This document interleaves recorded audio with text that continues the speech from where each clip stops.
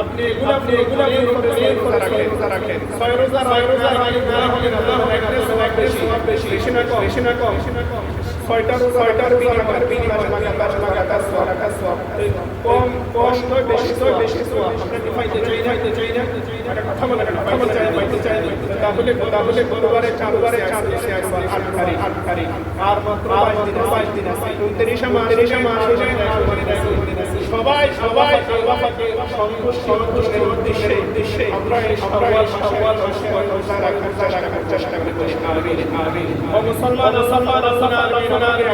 আপনাকে শাওয়াল দিয়েছেন হয়তোবা ঠিক নেই শাওয়ালের শাওয়ালের কাদা জিলহজ মুহররম এই চারটি মাস আছে রজব যেটা শাবানের আগে ছিল এই চারটি মাস আল্লাহ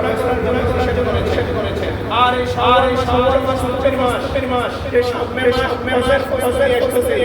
এই জন্য সারা বিশ্বের মুসলমান রাসূল কারীম সাল্লাল্লাহু আলাইহি ওয়াসাল্লাম এসে যাবে এই জন্য এই মাস যাবে না গুনাহ না রোজা রমজান মাসে পারি নাই এখন আমরা এই শাওয়াল কেন করব যে রমজান